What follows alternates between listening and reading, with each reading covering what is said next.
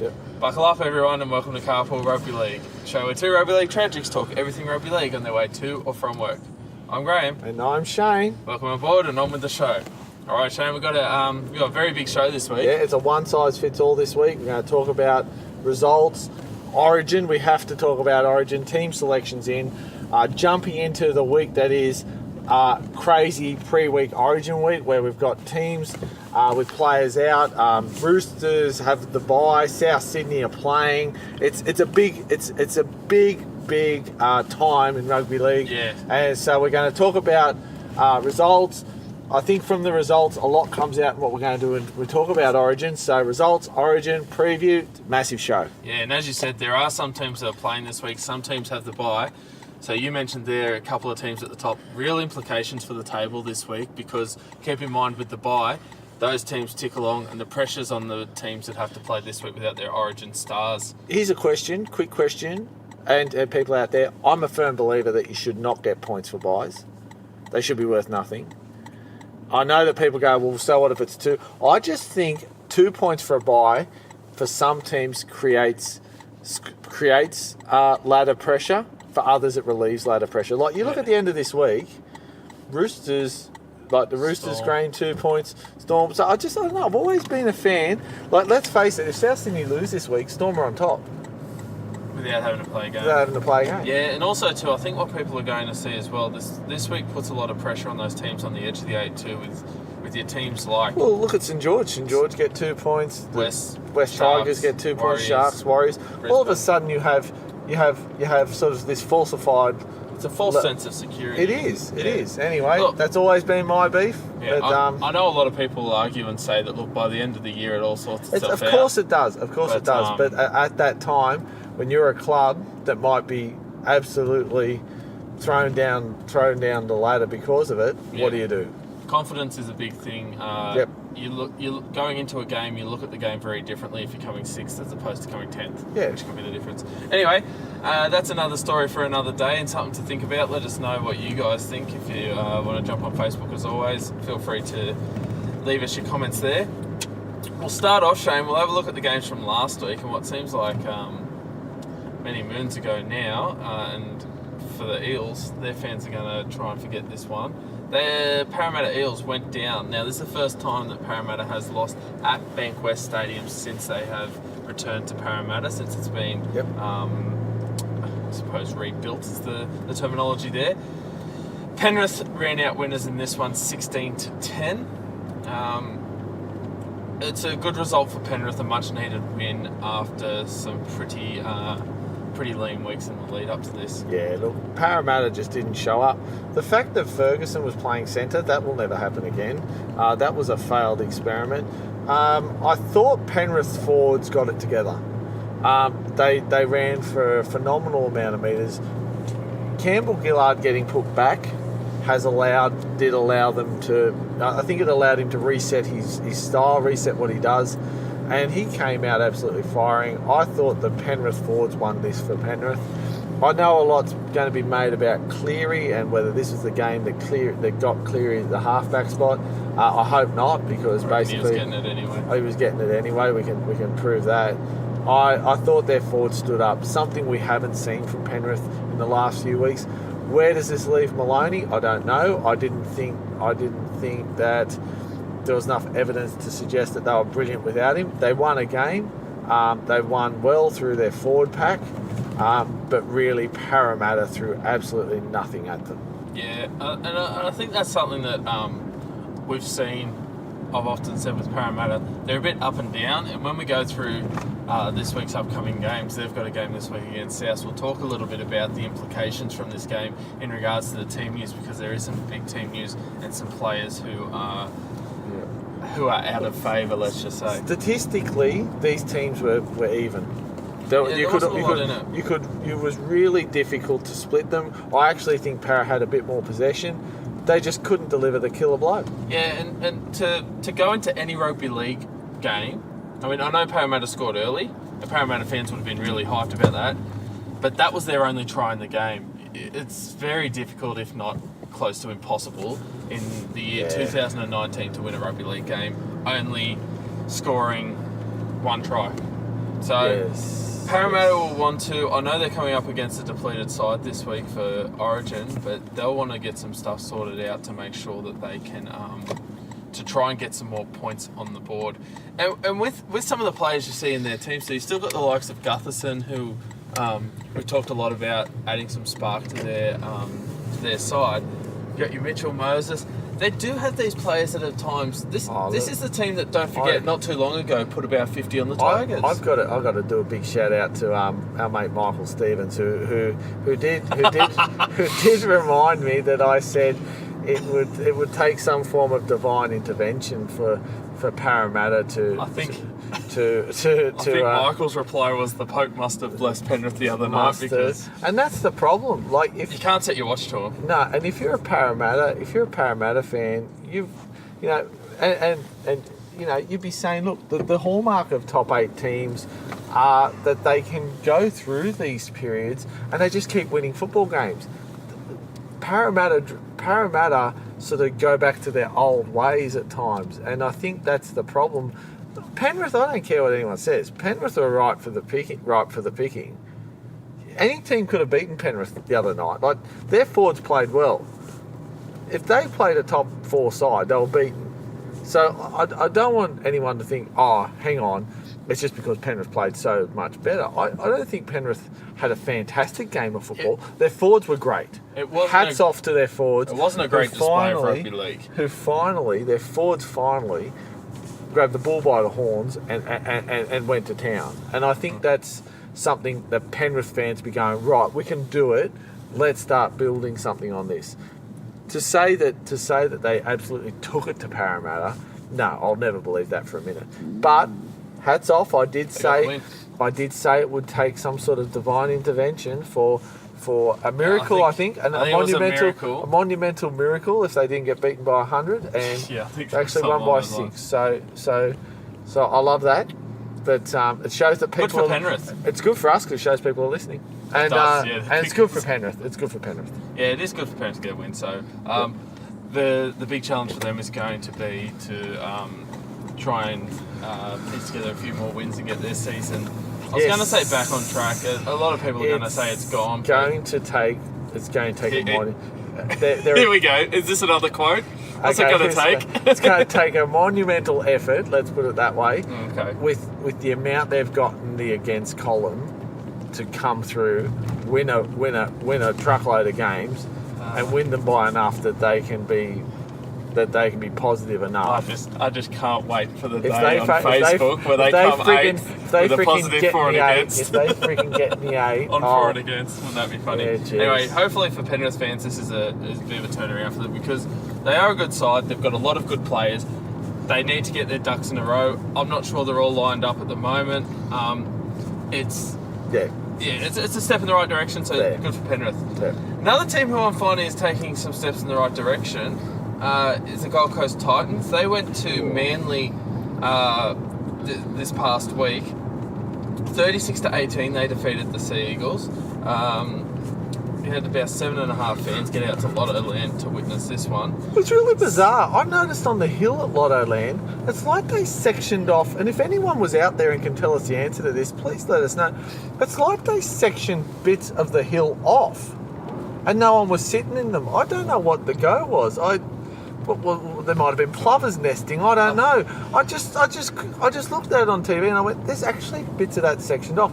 Look, I was going to say, does that show the extent of the issues at Manly when the new corporate boxes? Well, who knows? Like, it could have been because of Indigenous round. Maybe they had an Indigenous thing happening there. I don't know. Well, I'm going to say that if I don't know what it was. If the surface at Manly is anything to go by, perhaps the grass on the hills become a concern as well. If anyone knows, please let us know, because it just on TV. All we're doing is taking the mickey. We don't know. It looked absolutely bizarre on TV. But anyway, Manly, 7 tries to 3 this one. Manly. This is it was the.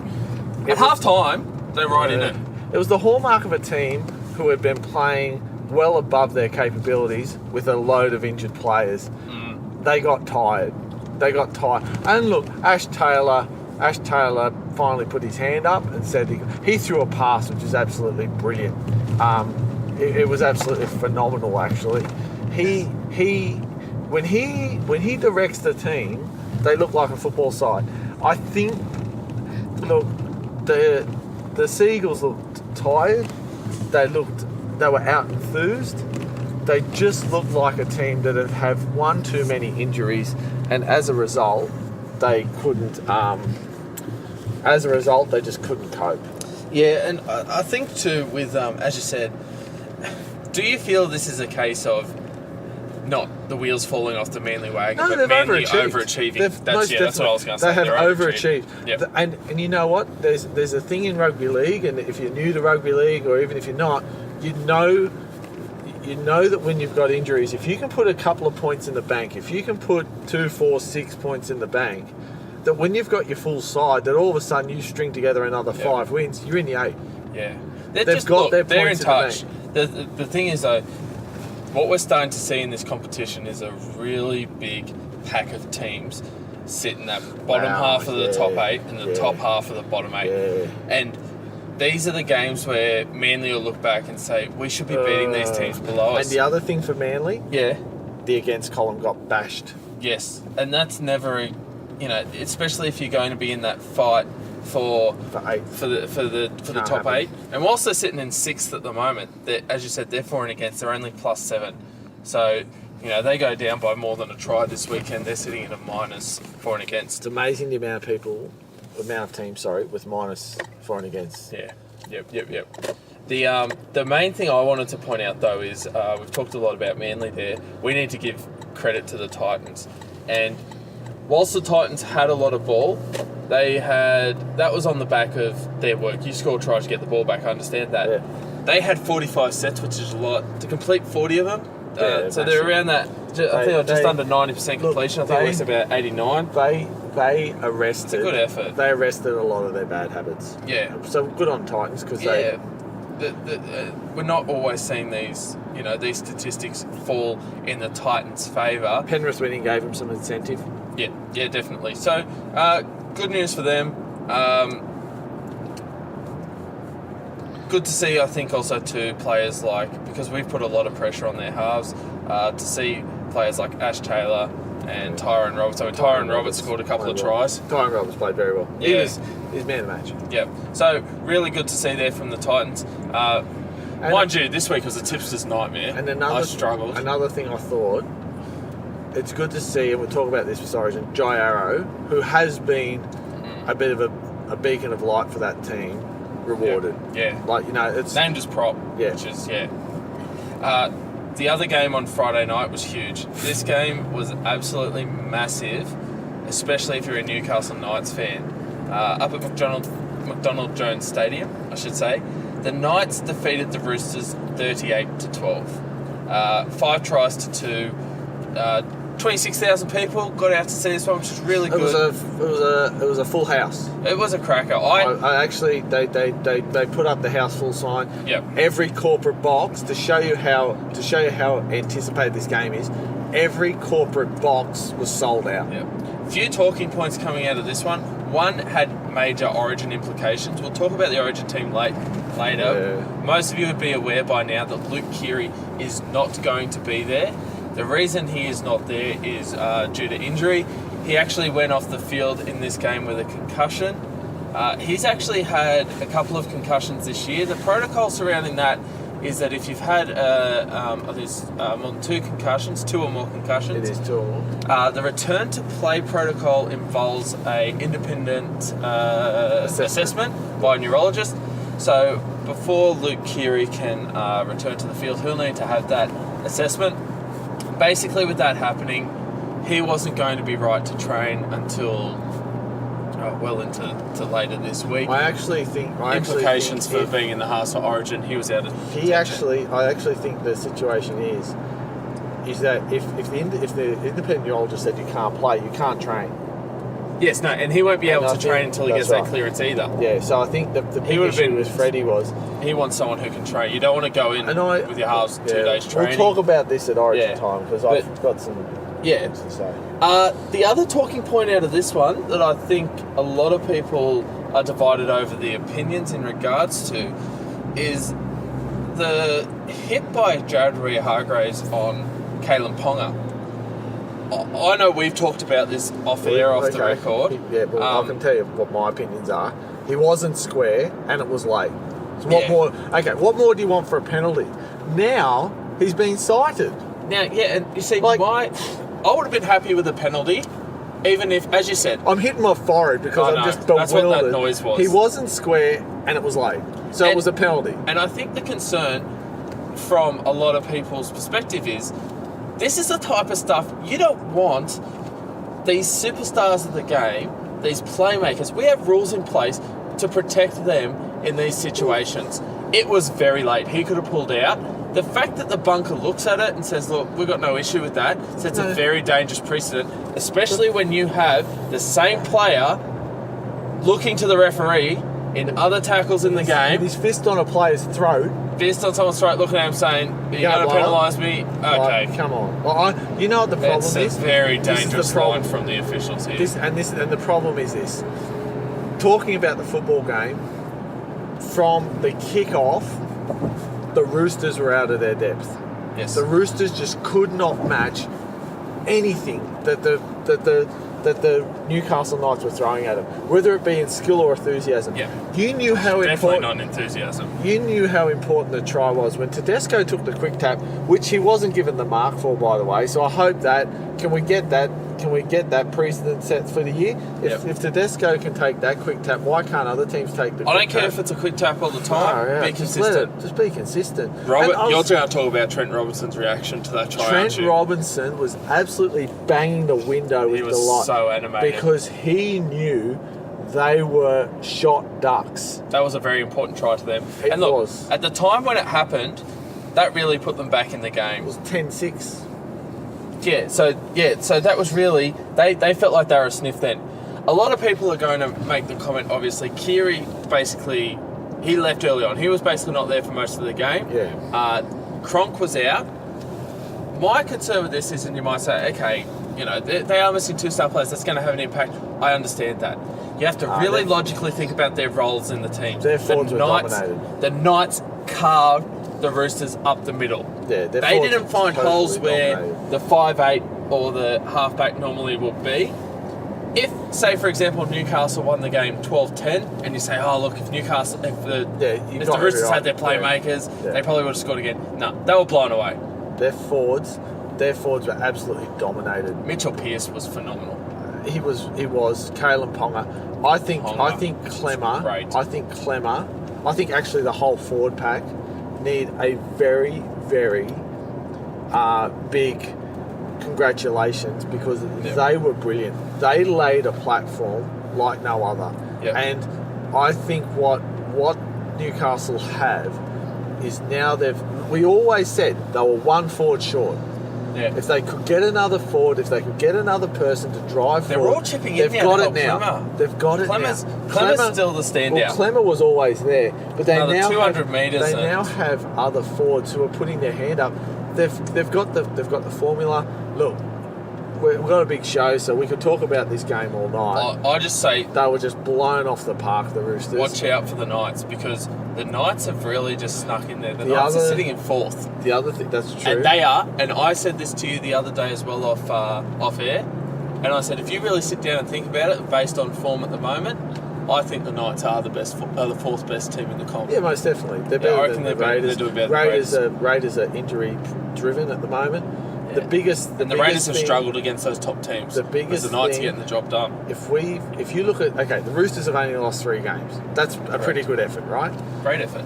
Look at the 3 games they've lost. Their forwards were dominated in every Yeah. game. Yeah. Teams are giving other teams the blueprint to beat the Roosters. Yeah. What the Roosters need to do, and you saw it, like they were a bit of a rudderless ship once Keary went off. Fair call, but geez, it doesn't. Forwards can still tackle. Forwards can still tackle. That's right. The defence up the middle shouldn't be effective too much. But yeah, brilliant game by Newcastle. Yeah. Was Really enjoyable to watch. It was a great game big of rugby. contrast to the Thursday Great night game of game. The next game we're going to cover was on Saturday. The Raiders were at home to the Cowboys. Wow. Unfortunately for the Raiders, they went down. So it was a good win for the Cowboys going down to Canberra and getting the job done. 22-16 was the score in this one. It was 3 tries each. But It was, in effect, the main difference was when you look at the scoreboard, the penalty goals that the Cowboys were able to achieve throughout the game. The biggest problem for the Canberra Raiders at the moment Yep. is in their last 2 weeks, they just haven't been able to put teams away. Yeah, they played South Sydney, couldn't put them away. Yep. This game, they should have put Cowboys away. I think they are really suffering on the outside forwards. Bateman not being there, they're just lacking another guy to punch forward. They're lacking another 30. Like, they just couldn't get an attacking kick away. I think their injuries are starting to take a toll on that team. Yeah, and That's Josh Hodgson went off for the second half with that thumb injury. Yeah, it's short and simple there. Their injuries are starting to seriously affect the side. Yeah. They're like the Seagulls in some regard in that. Look, did the Cowboys play well? Of course they played well. I thought they lacked creativity though, the Cowboys. I thought at the end of the game, it wasn't as if they could have ran the Raiders around the park in the second half, and I know when you're down the bottom and when you've had, and you're building your year again, safety first football is important. I just thought, look, they've done enough to win. That's fine. Up until the last second. You know what I mean? Up until the last 5 minutes, it really could have been a different story. Yeah. It really could have been. Well, up until the last second, because it was 6-point game. It was always 6-point game, so, they were there. They just couldn't... The Raiders were always knocking on the door. And then you had the times, too, where the Cowboys would pull a big play out. Like, just before half-time... the Cowboys would pull a big play out. That tried not long before half-time, which came off the back of that big Tamalolo run. Just little things like that going their way. But the Raiders, as I said, they're not... I don't feel like... How do I put it? They'll look back at this game and say, these are the games we've got to win if we're going to be a top four side. I'll tell you what. They're really starting to fall into that shuffle, and I think the pressure's mounting on them. This is a team that, when fit, they need to be fit at the back end of the year. Yeah. If they're fit at the back end of the year, they've got all their, they're there or thereabouts. If they've got all their personnel on deck, they can beat anyone on their day. They're the type of team, though, where looking at how they've gone through this part of the season, I worry about them even if they do, say, finish top four, and they have to, or, even worse, if they don't finish top four, and they've got to beat three good sides in a row, week to week, in the finals. They can do it, though. Yeah, I just can't see them at the moment. I can't see that in them at the moment. No. So that's something they've got to work on. Just want to allude to something you said earlier where you can't score one try and win a football game. I was almost going to say, well, it happened on the weekend. It did. It happened on the weekend. There's another thing for... It happened on the weekend. For Michael to put on the Facebook. It did happen on the weekend where it did. 8 points to 2. It did. This was a dour game. Yeah, you don't... And it doesn't happen often, but it did happen on the weekend, so for the 1 week for me to say that, I'm about to tell you now that there was 1-0 for the Broncos. Over in New Zealand, Mount Smart Stadium, there was 17,500 people there. Warriors 2, Broncos 8. Broncos will be happy to get the result. The Warriors will be disappointed not to score a try at home. Yeah, neither team could get out of second gear. Milford hit the gap, which is something that the Warriors just never did. The Warriors just never really ran the ball. The Warriors' kicking game was just off. They couldn't build pressure. When they did, it was a case of the dropsies. We were really excited about Nicarima playing against his old club too. Yeah, and quite often that can be a bit of a letdown because they just, the hype. And look, it was a really tight game. If you look at the numbers, I just don't think... super tight game. I just don't think, at the end of... this wasn't a top 4 clash. This wasn't 8-2 because... It was 8-2 because when either team got anywhere within QE, they dropped the ball. Or they did something silly, or they just didn't complete... I even think it's an interesting stat when you look at the fact it's not very often we look at the Warriors, and I don't even recall a line break. No, the Warriors were slightly down on troops. They just couldn't deliver the punch. I think what did it for me was there was a period in the second half where they almost got a break. Like they were sort of almost away, and Bunty Afal got the ball and ran. I went, here we go. Like, if he hits a gap, mate, he just got swamped by two backs. And it was like, mate, look in the mirror. You're huge. Yep. Two backs just swamped him. And it was like, they just couldn't. They were too side to side, the Warriors. Yeah. When they got into an area where it looked like they could do something, they were just passing it side to side. The play was shut down. The same with the Broncos. The difference between the two sides was Milford. Yeah. And I thought Payne Haas was really good for the Broncos. Yeah, as well. He was very good. I think he did a lot of work. He shut down a lot of and he's been Warriors for that. Yeah, he shut down a lot of Warriors stuff early, which probably. Yeah, but look, there's nothing more I can say about that game. No. So, yeah, we've got two teams there that are in the bottom half of the ladder that really, were looking for a win. And I think at this point of the weekend, my tips were 0-5. Are we up to was that the fifth game? Yeah. I was 0-5. So it was lucky for me in this next game that the Rabbitohs were able to defeat the Tigers and salvage my tips for this week. 32-16, South Sydney ran out winners against the West Tigers. South continuing their run of good form. You just feel like they can get the job done. Look, I'm not going to say much because in our Origin preview, I'm going to talk a lot about Adam Reynolds. South Sydney just have the personnel to get the job done here. Yeah. The Tigers were out of their depth at times. The Tigers came back and played good football. Like, they arrested what was happening early. The problem with the Tigers was when it come to key moments, they just couldn't deliver the killer blow. South Sydney, their forwards are too big. They were too dominant. Yeah. They just had space everywhere. Burgess again, Sam Burgess. Yeah. Damien Cook. One thing I want to say, just while we are talking about this game with Adam Reynolds, one thing I've noticed a lot in his game this year is that he's taking the line on a lot more. Well, that's how he scored that try. When he scored that try. And that's what I wanted to bring up with the Origin. Really good. That was phenomenal. That was a great piece of individual brilliance. The defence has to think, what's he going to do? Yeah, and that's, I'm sorry, Cleary's not going to give that. No. Yeah. So anyway, talk about that in a minute. Yeah, so again for them, it's the usual suspects, South. Murray, Burgess, Cook, Reynolds, Walker. Yet again, Corey Allen's doing a good job in fullback. I think Corey Allen's growing at fullback. Ethan Lowe deserves a bit of credit because he's playing out of position because South have run out of centres. Corey Allen and Hiroti, they were being bombed at one stage and they just kept diffusing them. I thought Corey Thompson was good at fullback for the Tigers. Yes. I thought he was... He's someone, if you're a Tigers, you'd want to hold him. I thought he was pretty handy this week. But, the Tigers... You can't let South Sydney run for that many metres and have that much opportunity in their red zone and expect to win a game. Not against the team. They're firm. Really, it's funny. Every week we keep talking about reasons not to say South Sydney can win the premiership. I'm starting to run out of them.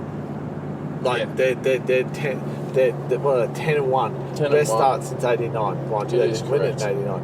But they were minor premiers in '89. If you want a comparison, last year's at this time last year, South Sydney were on 20 points.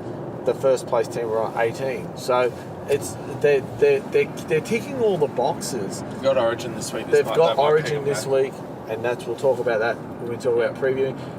They've done what every good team does. Every good team has Origin players. They've got their points in the bank. Yeah. They can lose this week and they're still equal first. Yeah. Look, another team who's at the pointy end of the ladder is the Melbourne Storm. They defeated the Canterbury Bulldogs. This game was a Bulldogs home game. It was actually at Belmore Sports Ground, which was good to see. And they gave it to Cameron Smith when he went off. That was hilarious. I think all the Canterbury fans really loved their team playing out of Belmore. It was good to watch. This was one of those games where it's not the scoreline probably favours the Storm in a sense that there was a they're look, they weren't flogging them the whole day. I think at half-time it was about 8-0. And whilst mathematically the Dogs are in the game, I don't know if we ever felt like the Dogs were going to win. There was a period in the game just before half-time. No, just after half-time, sorry. Bulldogs had the ball and they knocked on about 30 out. Josh Adokar scored on the back of it. That was about 5 minutes into the second half. If they just held the ball, you know what I mean? It was they were just doing the little things right, the Bulldogs. And when you do the little things right, all of a sudden, the harder you work, the luckier you get. And you're almost feeling like that was the case. You're almost feeling like, hey, a little bit of luck goes. They're doing all the little things right. A little bit of luck goes their way. Get it right, bounce the ball. Hey, the Bulldogs might pull something off here.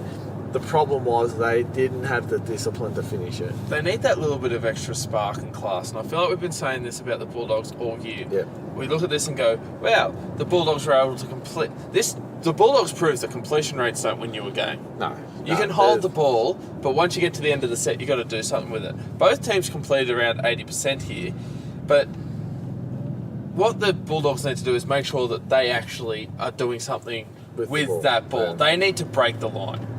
Well, 80% completion rate's great, as long as you've got four line breaks. Two things they're doing: they're either dropping it or putting in an ineffective kick.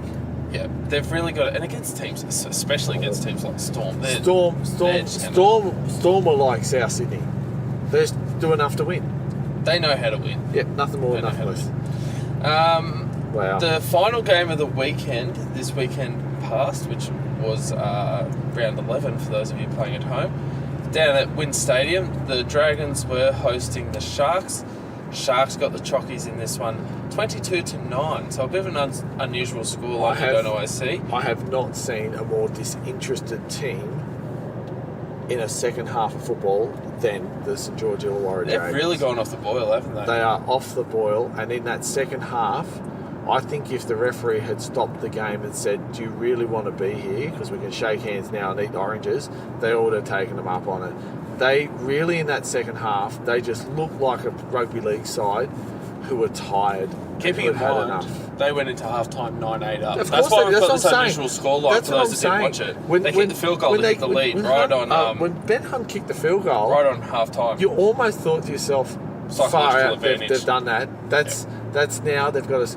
They come out in the second half, and they just look so disinterested. And I thought, hats off to the Sharks. They held the ball. They were in Dragons the grind. dropped a bit of ball. Oh, that's second, most definitely. They held the ball. They did everything they needed to do to win the game, and they won it. And I thought Cronulla have got. It was funny when you saw Gallen kicking the goal at the end. When the game was over, they panned across. It was interesting. They panned across the field to about four. So I think the camera might have been on Gallen, and they sort of had in the picture 4 or 5 Cronulla players, and they all just took this big breath, this big sigh of relief, as to say, "Thank God, we've won here." Yeah. They're starting to realise move on to our origin stuff, but I reckon Bronson Cherry's worth mentioning. Bronson Cherry, he was very good. He's been very good for them. Hat-trick on the weekend. He knows how to find the line. And the Paul Gallen, he sniffed around and got the chockies in Paul regards Gallen's farewell kicking tour continues. Yes. So good result for the Sharks, because ladder-wise, they're now in the 8. They're now just bang. They're above para. They're on this glut of teams. Yeah. From 4th down to 7th. But Knights, Raiders, Seagulls, Sharks. Important win. Going into a bye. Because it turns 2 into 4. It's a 4-point win. Yeah. Yep. Whereas you look at teams like the Raiders and the Seagulls, they've got to play this week. They're in the 8 for another week. Yep. So if the Raiders and the Seagulls can't get past... can't get wins this week... because when you have a look at it, you've got 4 teams in the 8 that play this week, 4 teams in the 8 have a bye. Pressure's on those 4 teams that don't have the bye to cement their spot. All right. So just to break it up a little bit, we are going to preview the games for this upcoming week. It is a short round with Origin. Prior to that, we'd have to talk about the State of Origin selections. Do you want to just go through? We'll go through the Blues side first. Yep, sounds good to me. So the New South Wales Blues, this is the way in which they will line up for game one. We've got Tedesco at fullback. On the wings, we have Nick Kotrick and Josh Adokar. Latrell Mitchell will play one centre spot. Josh Morris got the other spot in the centres. The halves are Cody Walker and Nathan Cleary. Big shout out to Cody Walker too. I think job well done to get the spot. Is he? Is he the oldest debutant? Yeah, he is the oldest. Yeah, I thought he debutant. would be. Yeah. Oldest Apparently. debutant. So yeah, Read that the other good day. on him. Big week for him too, coming off Indigenous round, and his Dad- uncle, I think, Uncle designed his the uncle jersey. designed the South jersey. I'm pretty sure this week. So yeah, big week for him. Big week as always for David Clemmer. He played well, so he's definitely well and truly earned his spot as the starting prop. Paul Vaughan's the other prop. Damien Cook, as you would imagine, is playing hooker. Second row will be Boyd Cordner, Tyson Frizzell, with Jake Trebojevic locking the scrum. Interchange utility spots gone to Jack White, and so really good to see him rewarded for his efforts this year. Payne Haas, Cameron Murray, Angus Crichton round out the interchange. Word on the street is, should there be an issue, Ryan Madison and Victor Radley are the reserves on standby for the Blues, which is very interesting. I thought, going to it in a minute, but I thought Madison was a bit unlucky there. Go through the Maroon side first, just to give everyone the side, and then we'll have a bit of a chat about both sides. I feel like a lot of our conversation will be about the Blues, not only because we are from New South Wales, but I've got a few points on Queensland side. I think there's a lot of talking points in When the you New hear South Wales side, though. when you hear where Glasby is, I thought, Yeah. Okay, so fullback, as you would imagine, Kalen Ponga. Corey Oates and Dane Gagai are playing on the wings. The centre positions went to Michael Morgan and Will Chambers. Michael Morgan's a big call in centre. Yeah. We'll talk about that. Cameron Munster and Daly Cherry Evans, as you would expect, are the halves. Jai Arrow is rewarded for his really good efforts throughout the year. He'll be playing prop alongside Josh Papali. Ben Hunt is playing hooker. Kafusi and Gillett are in the second row. Josh Maguire locking the scrum. Interchange bench will consist of Moses Mbai, Joe Ofahengawi, Dylan Napa and David Fafita. And for them, as we said too, for the Blues, there are reserves on standby. In the case of the Maroons, Tim Glasby is that person who is on standby. Moses Mbai over Tim Glasby. Really? That's... Do you have to have a utility? Well, that's what they're going for. They're going for a utility. Alpha Ngowi can't do that.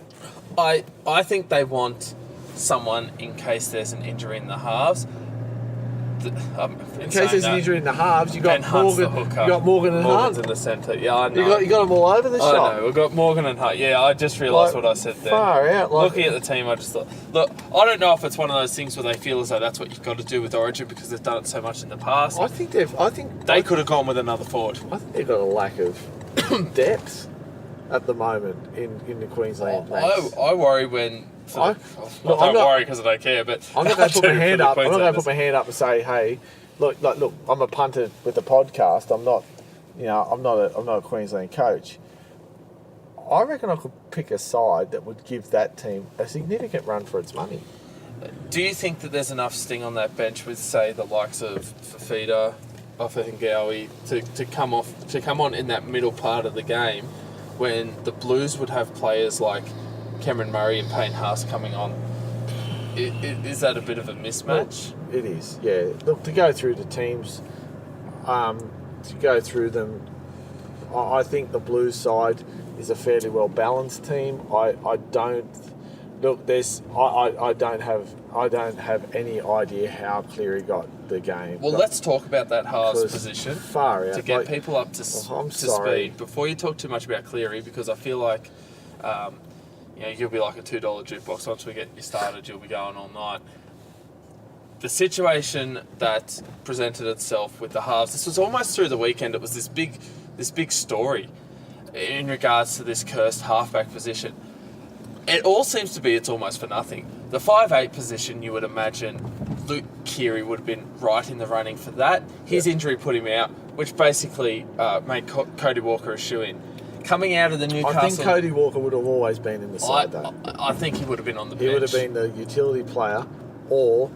Well, yeah, he would have been the utility player. Based on the way they've picked the team here, I feel as though he would have been that utility player that Whiten became. Yeah. Now, the other thing that made this very intricate, after Friday night, there were a lot of people supporting a push for Mitchell Pearce to play in the halfback spot. He ruled himself out with an ongoing injury. Yeah, I've got to say something that I would be in the minority. I wouldn't have picked Pearce. I think that Pearce's game has been really good on the back of two things: a go forward by his forwards, and Kalen Ponga. He got James Tedesco. James Tedesco is not the player he plays week in and week out with. I don't want to get you started. He's in better form than Nathan Cleary, though, isn't he? Oh, for sure. Yeah, I'll leave it at that. Look, the guy that should have got picked is Adam Reynolds. Look, and that's what we're going to talk about. Now, Adam Reynolds, as we saw, he went down with that injury that saw him... Well, he basically missed the second half of the game. The only thing I can... Yeah, he did. Now, what I want to just make clear for people is the fact that Reynolds went off. At the time, they were fearing that it may have been they were suspecting possibly a fracture to the fibula. So, in effect, they were worried that he'd broken his leg. He got scans on Sunday morning that cleared him of that. Very interestingly enough, on the Footy Show on Channel 9, Brad Fittler was on there. He actually broke the news on Channel 9 that Adam Reynolds was cleared of any significant injury. I think his exact words were, "It's great news for Adam because he'll only miss a couple of days of training." That was a really interesting comment because I saw that and I thought, "Oh, hang on, miss a couple of days of training. Here's the Blues coach." That felt like he was saying, "We're picking Adam because he's fit." Then the team is announced. Nathan Cleary is there, which means that comment on Channel 9, so effectively Brad Fittler is commenting on a player who he is not coaching. That news was basically he didn't make it very clear, and as you wouldn't give it away there, but you got the feeling he was talking about Origin implications as the Origin coach. In effect, he was actually talking about implications for South. Why is it his business to break news that South Sydney should have broken? Anyway, the thing I understand he was never getting picked. Yeah, the only thing That's what we've confirmed now. The only thing I've got he was never in contention. Is last year. Or he wasn't getting picked. Last year, and this year, Brad Fittler has been very, very clear. He does not want players who aren't going to be available to train day one. Yeah. He wants players available day one. The only thing I can think of is that especially if you're in the halves. Is that Adam Reynolds would not have been right today to train. He's right Wednesday to train. Yeah. He'll do the captain's run for South on Thursday. The only thing I can think of is that Brad Fittler's gone, "No, I want a halfback that's fit from today." I get that. If he honestly has chosen... I don't think that's why Cleary, he didn't get picked. If he is, I think he's that's all I've got, Graham, because I'll get so angry and frustrated. I think he was going with Cleary anyway. I just can't understand. Before he got injured, I'll put something into perspective. Before he got injured, Adam Reynolds had more Supercoach points than Cleary has gotten in the last few weeks. Yeah, and I know it's not all about fantasy football, but you get Supercoach points for doing good things. He's scoring tries, making men, setting up tries. Look, look. This is no disrespect to the Tigers. If he wasn't injured, the scoreline would have been abysmal. He's carved them up. Okay. He's just sliced through and scored a try on his own. Cleary's, and yet we're looking at Cleary going, okay, he scored an he had his best game for try the Panthers on the weekend in a poor team. Now, Can I just play devil's advocate here? Because in no way am I pushing for James Maloney to be anywhere near this side. I've made it clear on here. Yeah, well, by that reason, if we are going he with should be selected. incumbents, and we are saying that the fact that you played last year in this team is worth more to your selection than your current form, James Maloney must feel ripped off. James Maloney's saying, well, hang on, we're both playing like garbage, and he got picked. Yep. It's a very dangerous precedent to set, and I think another winner out of this precedent is Angus Crichton. What's Ferguson done wrong? Look, Ryan Madison will be saying, hang on, why's Crichton playing ahead of me? Yeah. You listen back to these podcasts, and I know we're not the the be-all, end-all, but I feel like each week when I'm looking at picking my best players and I'm commenting on who's been going well, we've been talking about the disaster that is the halves at Penrith. We've been talking about players like, I know I'm jumping around here, but while I mention him, like Madison, who's been playing really well. I feel like these players aren't getting rewarded on form.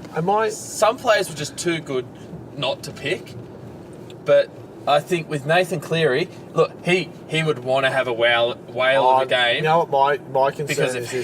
If he bombs, there is going to be an absolute crap storm rain down on this. My concern is this. This will be a disaster if he doesn't perform. My concern is this. If I was Queensland, he's my target. Yeah. He's playing in an underperforming side. He does not have confidence at the moment. Look, I hope he has a wow of a game. I want the Blues to win. Look, if he's... The problem's going to be Walker's chosen for a job, and that job is to rip and tear, is to reap havoc in attack. He's got to give. To be able to create something out of nothing. Yeah, Cleary's the structure, and I think he's going to have to be the kicking game. He's going to have to be the organizer, and I'll stop by saying this. You could have had 3 of the 4 spine of the team that has not lost in 80 minutes of football this year, who are coming first, who have proven themselves week in, week out, or you have 2 of the spine and the halfback of a team coming stone cold motherless last. Yeah. You know what? And if you know what, there are players, and if you're going, oh no, we only pick on ability. I'm telling you now, teams are always picked on how teams are going. Because if they were picked on ability, you would have had players that never played Origin play Origin. Yeah, because sometimes you get just in rubbish football sides. People in teams that don't rubbish play football well. Side. I really, the other position I want to talk about is this centre position, because you'd imagine that Cody Walker's playing on the left, Latrell Mitchell's going to be the left centre.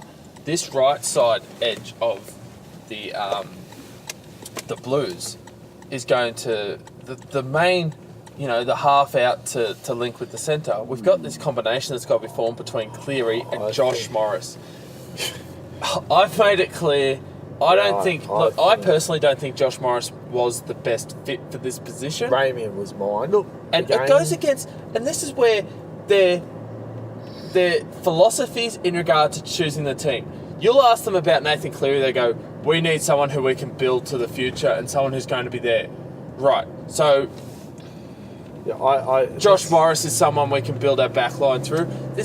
I look at other players such as Ramian, Croker, and I would like to know I'd love to hear that phone call, and I hope he makes those phone calls, because if Brad Fittler is serious about this, or Greg Alexander, or whoever wants to make the phone call, they should be phoning the blokes that didn't make it. They should be phoning up Jesse Ramian and say, look, you're in contention, this is what we need from you. This is where you need to improve your game to make the team. This is where Josh Morris is going to be a better fit for us.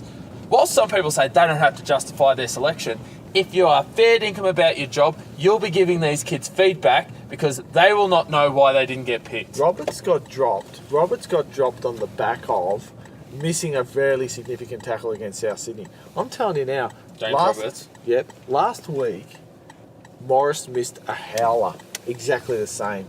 Mate, And then they the have week another. after, one guy gets dropped from his team, the other guy gets rewarded with an Origin jersey. Look, I know Morris Tell in me the which past. centre- tell me Morris which in the centre- past has done a very good job for us. I get that. But I just know. don't think now... Blocker Roach did Yeah. a good job for us Yeah, back I in the know. past. I'm not going to put him in a jersey. That's what I'm saying. I don't think now is the right time. I just... Jesse Ramian should have got picked.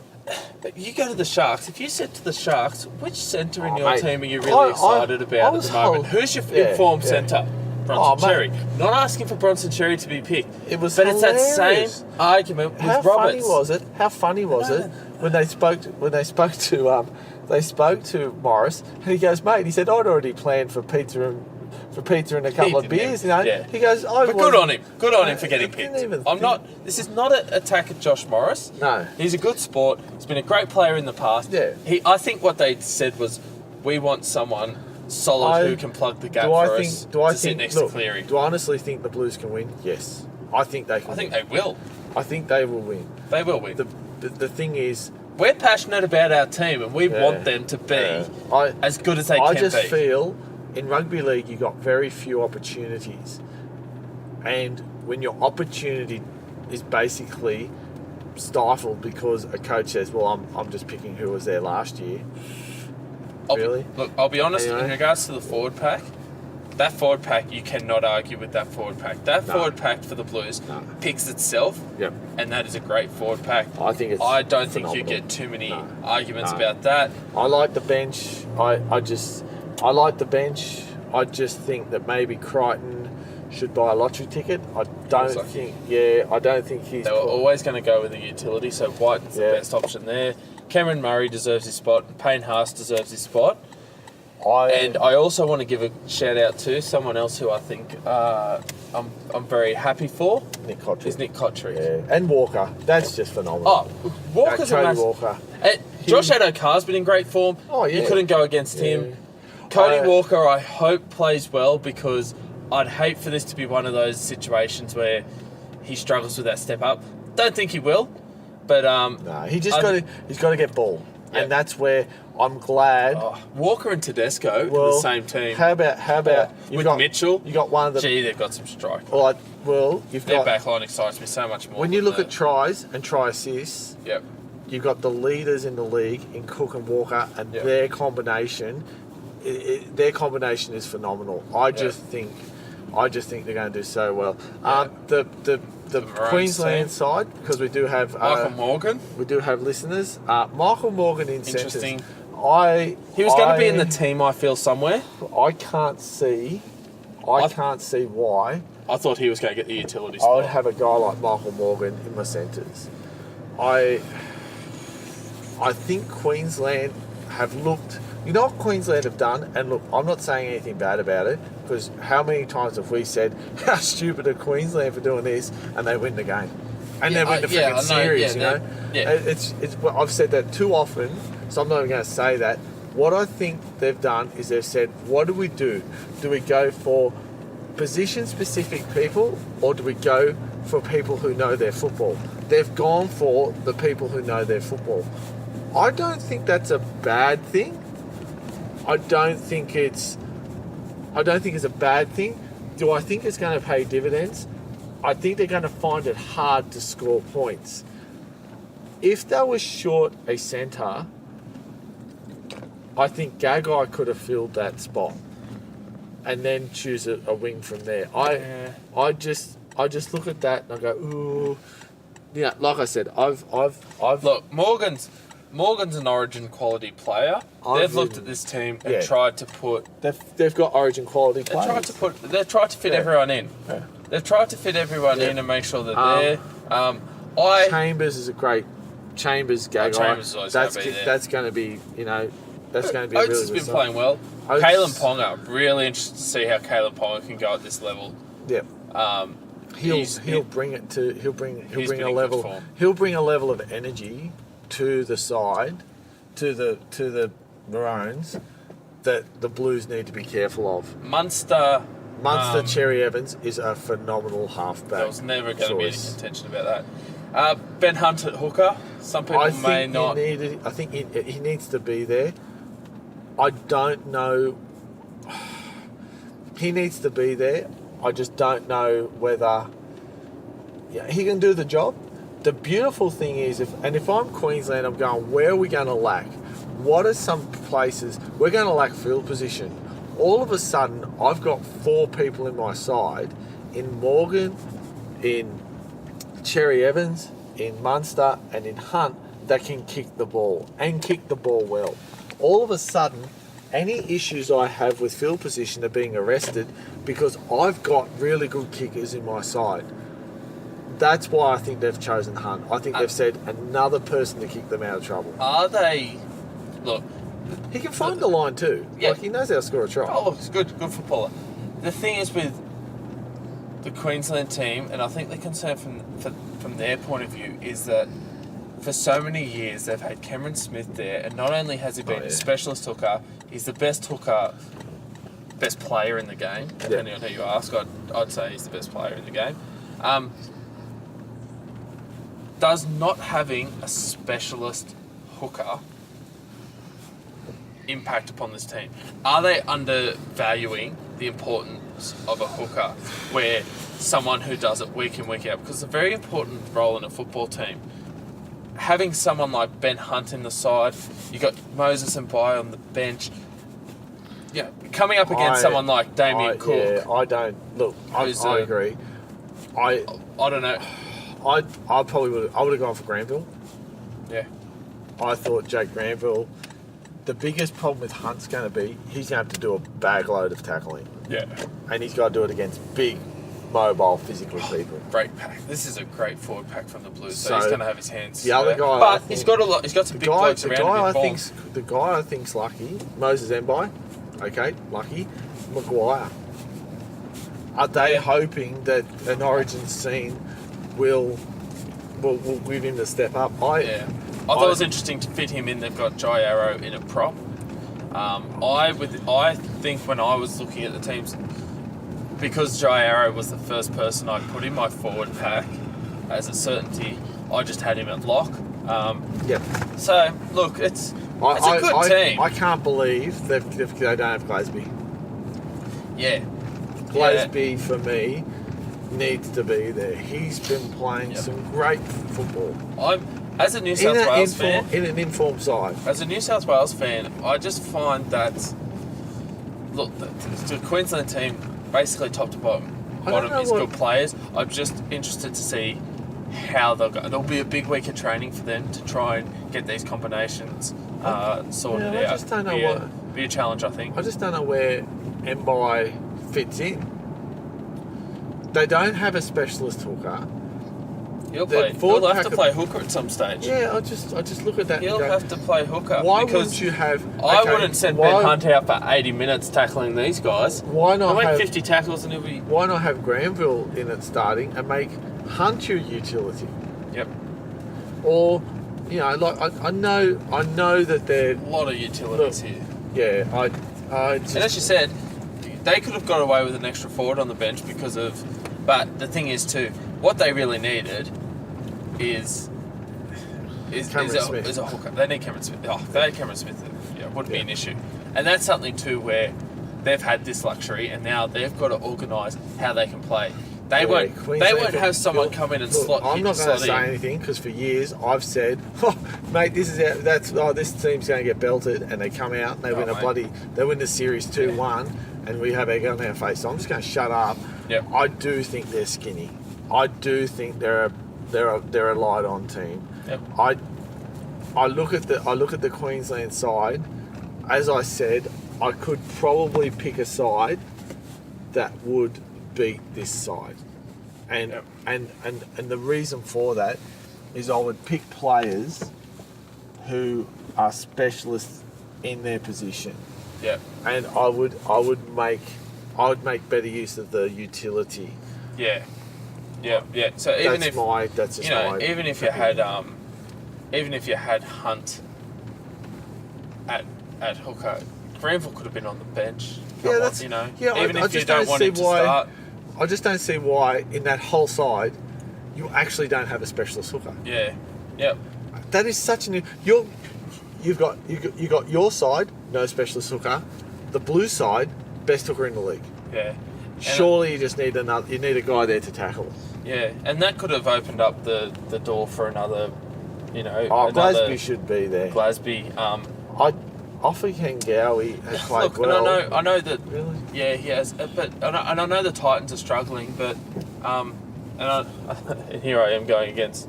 I'm about to say, that someone who's been there before and played big games and that. But even I'm sure Wallace would have been in contention for the forward pack. He's missed out. So yeah, interesting. Look, I think some of their selections are very good. I think Dylan Napa. I actually, I'll be honest with you. When I was thinking of this team, I would have put him over Gillette. Well, actually, I would have had Napa play prop and Jai Arrow back to lock with Maguire pushing out of the starting side. Even if you put that was my team. How I had him penciled in. I'd put Gillette to the bench. But anyway, this is fair enough. Yeah.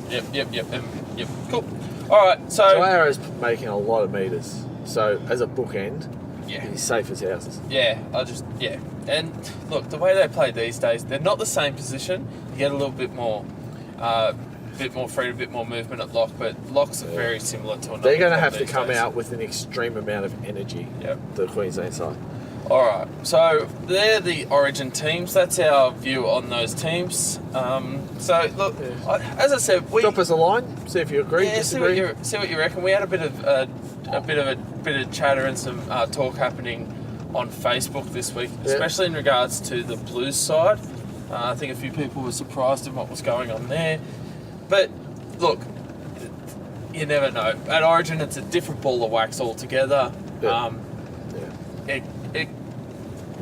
It could totally turn it. The players that we thought would kill it might struggle. Cleary could walk away man of the match, and we say it's a masterstroke.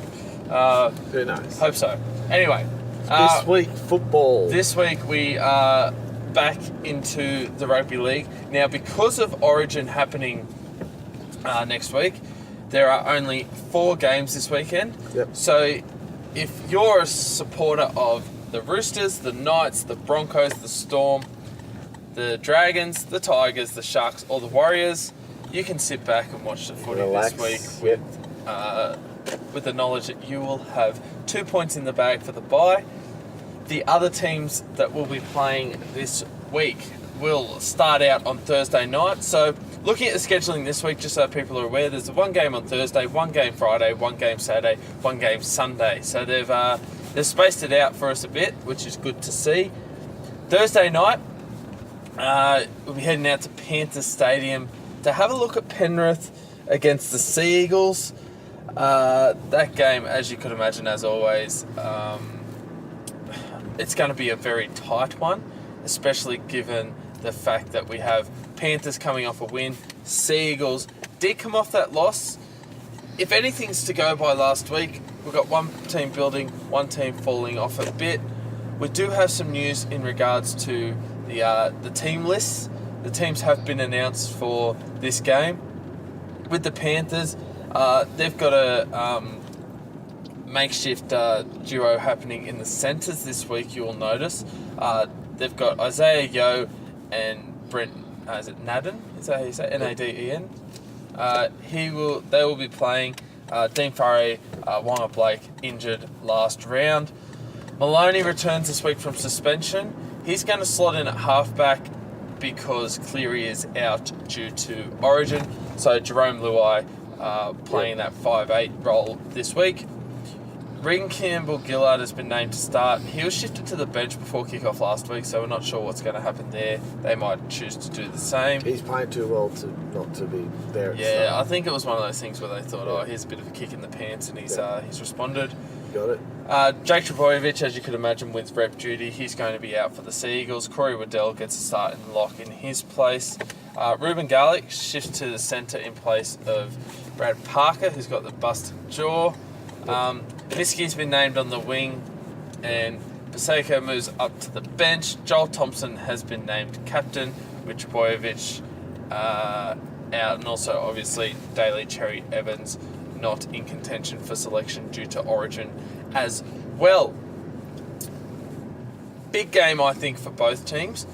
Panthers will be looking to show that last week was the turnaround for their season. If the Panthers lose this one, they're just really cementing themselves as one of those teams that's just towards the bottom of the ladder and struggling. Sea Eagles really need to win this game. Excuse me.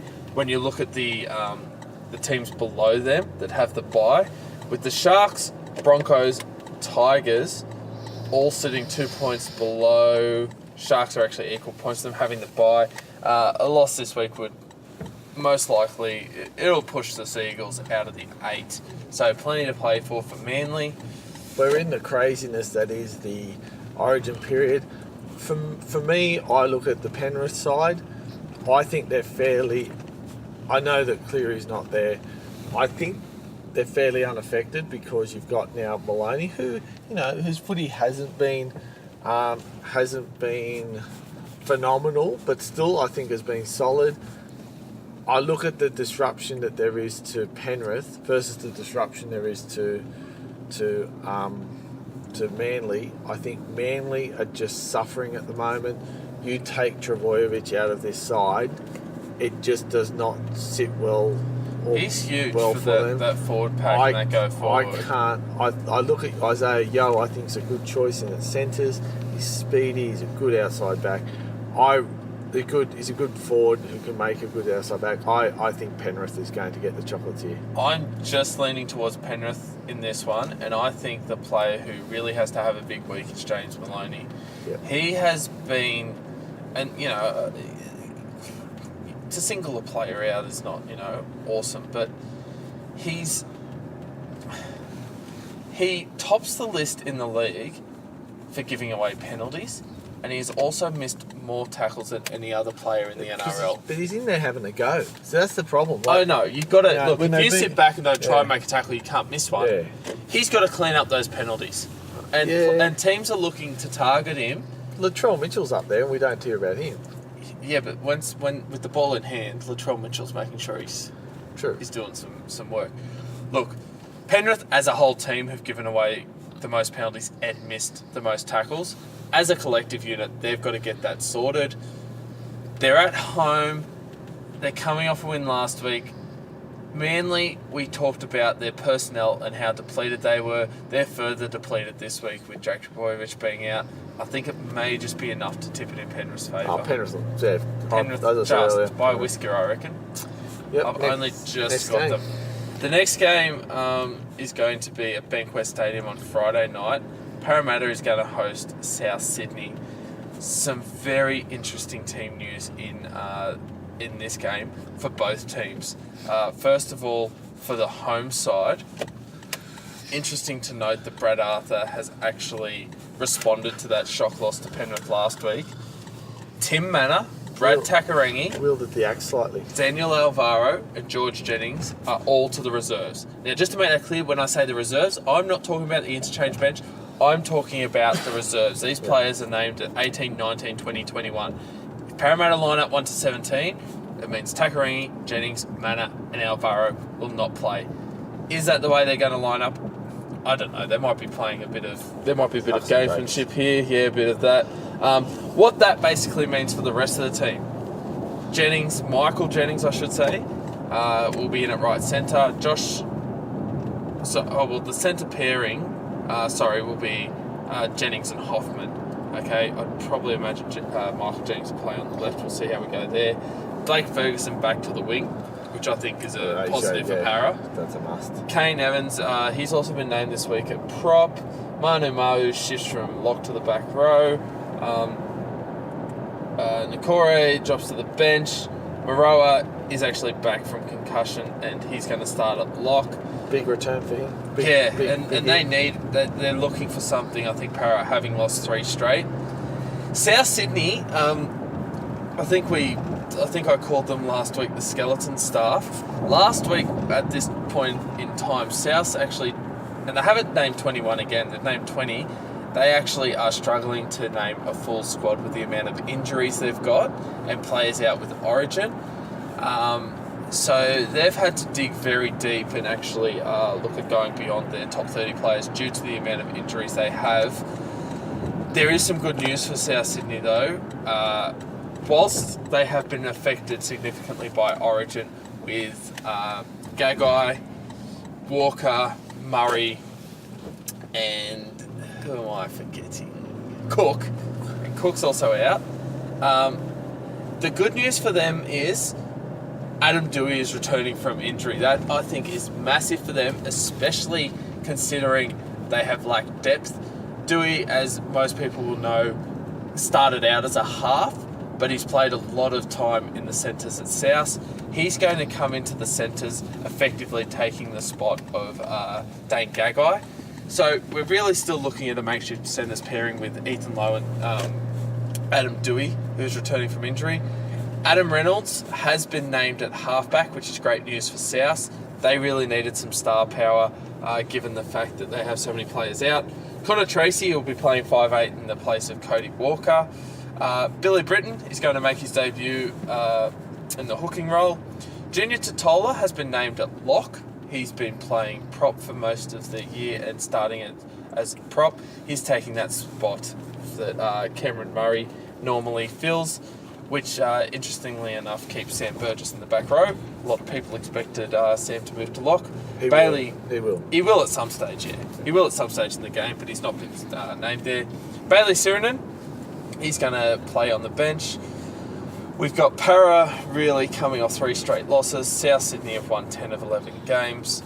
If there's a week where Para will fancy their chances against South, it'll be this week, given the amount of personnel out for South. Any opportunity for Parramatta to beat South Sydney, this is the week. Will they do it? I don't think so. I'll tell you why. South Sydney still have the Burgess boys. South Sydney still have their back 3. South Sydney still have their half back. And South Sydney still have the core of their forward pack. I look at it and I go, you know what? I look at all this and I go, you know what? What South Sydney have built and what South Sydney have done to win, they still have a lot of the nucleus of that there. The one thing that South Sydney don't have is explosive power out of dummy half. They don't have this. They don't have their main scoring weapons for the year. They don't have Walker and they don't have Cook. And together, Walker and Cook have done so many things. I just think, though, with Adam Reynolds there and Adam Reynolds' kicking game... If he plays, that's massive for them. If he doesn't play, South lose. Yeah, I think, and I agree, I think that's the... At this point in time, we have nothing else to go on other than he will play. He plays, he will be able to move the team around the paddock. I just looked at Para last week and thought, geez, you know what? You're very sketchy. It's the perfect time for Para to come out. Do I think South Sydney's going to win? Well, no. I think it will be a very tight game. And I think it's going to be tough game for both teams. The biggest problem is going to be you've got a lot of young players for South Sydney who need to step up and need to play well. And if South Sydney get themselves into a bit of a hole, they won't have the experience to get themselves out. So I'm saying South Sydney by a nose for no other reason than they've just got still a core group of people there. And look, I would imagine, just looking at the South reserves list, if Adam Reynolds doesn't play, I would imagine that Jacob Gagan will come in from the reserves to play in the centres and Adam Dewey will play halves. Yep. And look, a big opportunity for Connor Tracy this week. Yeah. Really good opportunity for him to play in the halves. Big opportunity for Billy Britton. Bailey Sirinen will be playing. Huge opportunity for him. Yeah, it's another opportunity for some of these young guys like Hiroti, who have come in to help cover for previous injuries, to go on. I think that Parramatta Eels, if they play to their potential, they could have a really good night out. Yep. Reynolds plays South. Yeah, South. I think I like South because when I look at their forward pack, and whilst Cook is out of that forward pack, the rest of that forward pack, George Burgess, Tom Burgess, John Sutton, Sam Burgess, and Junior Totola, they are first grade starting forward quality players. Yep. Yeah. Next game. Just South Sydney. Won't be surprised if we're talking about a Para win. Big opportunity for them. Saturday night's game, we've got Canterbury hosting the Raiders at ANZ Stadium. So yet again, this will be two teams that are really looking to get things, for the Raiders back on track, and the Bulldogs will be looking. They're always looking for wins. They're going to be missing Dylan Napa, of course. That's going to be the big loss for them, with Ogden coming in for them. Fatala Mariners then going to go onto the bench. No room in the 17 for Lachlan Lewis, Adam Elliott, Kerrod Holland, or Michael Leisha. They're all named as reserves. So very interesting too to look at their reserves list. With the way that the Dogs are going, you'd think that some of those blokes might be a chance to crack the side. Interesting to see if that changes. For the Raiders, they actually they're significantly affected by Origin. We need to remember this. Kotrick, White and Papali all out. Hodgson's out with a busted thumb. So Sebastian Chris is actually going to come in for Kotrick. Caesar returns to 5'8" for Whiten. Corey Horsburgh will come into the starting side at prop for Papali. Tarpanay is going to be in the starting lineup. He came back from that ankle injury last week. That's going to push Sutton back to the bench. Hodgson's place at hooker is taken by Havali. Tom Starling is also going to be in line for his debut in this one. John Bateman named amongst the reserves. That'll be huge if he's a late inclusion. As you can see, he might be a chance. Otherwise, if you're any shot, even if you're a very slim chance, you throw them on the reserves just in case they can come through. But be a big in for them. A lot of players out for the Raiders though in this one. Basically, I can't see... A lot of strike missing for the Raiders. I can't see the Raiders being able to have any type of flow. I can't see the Raiders have to build a team now. They've got to do a lot of work in this week to build combinations. I think this is a week where the Dogs are going to get up. They have established combinations. At the end of the day, for me, it's the Dogs. Yeah, Dogs lose a bit of go forward with Napa being out. Yeah, I just think there's too many combinations that are still there. Dogs for me. Yeah. That's all I've got to say. I don't know. I'm making a decision on the spot here. I'm probably going to lean towards the Dogs. But before my tips have to be in at the end of the week, I wouldn't be surprised if I convince myself that the Raiders will win this. I don't know. I don't feel comfortable tipping the Dogs in this one. But I don't feel tipping the Dogs full stop, but I just look at Canberra. They've just got too many. They've got to learn on the fly this week for a lot of those combinations. And the word is Bateman is still a week away. Yeah. Had they had the bye, he'd be back next week. Yeah. I mean, yeah. Look. Yeah. I'll tip the Dogs, but zip confidence. And these are the weeks. They're really hard to tip, these Origin weeks. They really are, because you start to see the real value of some of these players who are missing, and just how tough it is for some of these teams. The final game of the weekend will be on Sunday at the Gold Coast, with the Titans hosting the Cowboys. In this one, we do have a few changes for both teams that are forced by state of origin. First of all, I'll go through the Titans, as they are the home team. Obvious changes for those, as you would imagine, would be Jai Arrow being out on Origin duty. Yep. He's the only one who is out due to Origin duty, and interestingly enough, keep this in mind, he missed last week's win over Manly. He did, yeah. So the Titans are actually unchanged. Yep. Whilst they are affected by Origin, they are unchanged from their win last week. So the team that runs out this week, the 17, are the team that put 7 tries on last week in their win. The Cowboys do have a few players out. Michael Morgan and Maguire are on Origin duty. Matt Scott was probably another player we should have probably had a chat about in regards to the Origin team and the injuries that affected that. He's out with that shoulder injury. Justin O'Neill's out. His injury is actually they've described that as a spleen. So there's a bit of a reshuffle for them. Mitchell Dunn's going to go from the back row to centre. Clifford comes in at halfback. Bolton's in at prop, so he's taking that spot where Scott normally is. Hess is going to fill in that spot that Dunn vacated in the back row. He's also coming back from injury, and Corey Jensen's got that spot on the bench. It's going to be a tough week for the Cowboys, given the key players that they've got out. I think Morgan's a massive loss for them. Scott damages their go forward. Taumalolo's still there.